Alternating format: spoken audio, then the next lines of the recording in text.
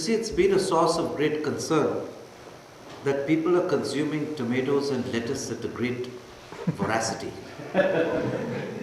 And the tomatoes and lettuces have a nervous system. But what is most worrying to me is that the Indian scientist Jagdish Chandra Bose also discovered that they had feelings. Now we must stop this.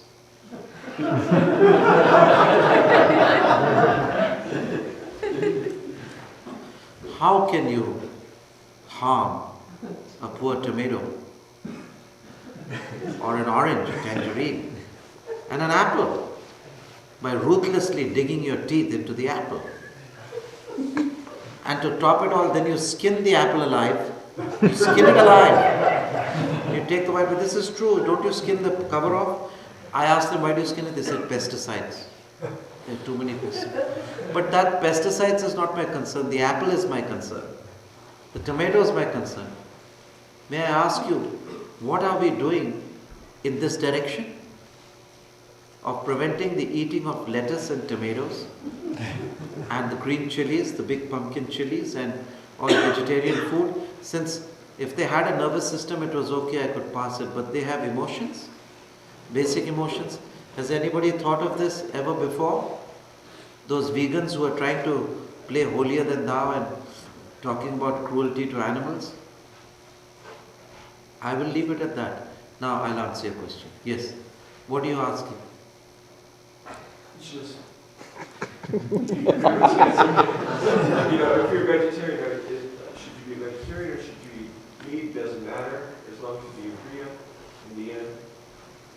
What do you think about this question which I've said? I think that it does not matter as far as cruelty and all this is concerned. It matters because meat and beef is very heavy. It makes you a numbskull, especially the beef. Have you seen those big guys just eating this beef and doing those weights and this, that? They lose much of their brains. Of course, our governor is an exception. Not talking about our governor, he's my favorite, you see. He's very sharp. But what I'm saying is, why do we avoid meat and this? We avoid it because it's very thick, it's got a lot of uric acid, so it makes the brain thick. It's not meant for meditation. It's not good for meditation.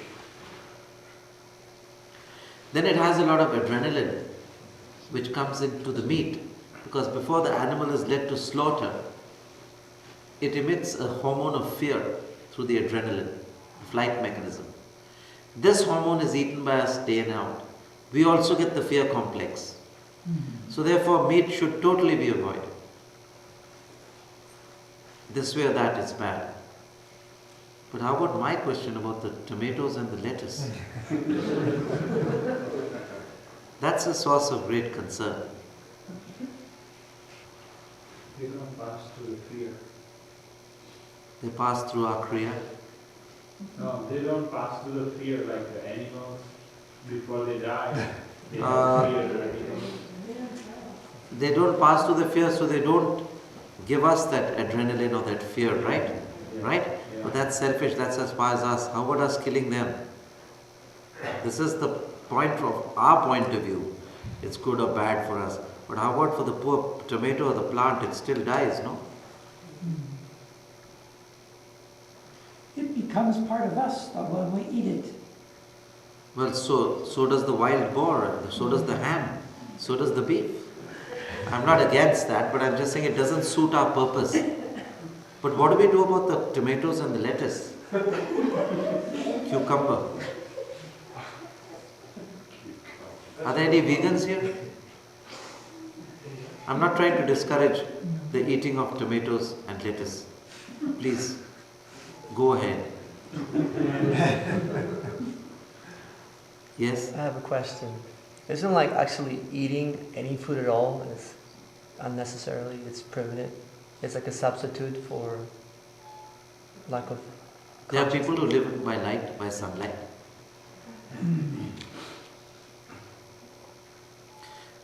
I have fasted on liquids and all that for 2 or 3 months. But I'm going to try and clear the thing. I'm not saying you should eat meat. I'm not saying you should not eat meat. I'm not saying you should eat lettuce. I'm not saying you should not eat tomato. I'm not saying anything. I'm just trying to get your mind straight. That any material thing, whether it be beef, fish, goat, lamb, tomato, lettuce, is made of electron, protons and neutrons. It's a material thing which is in relativity. Aye?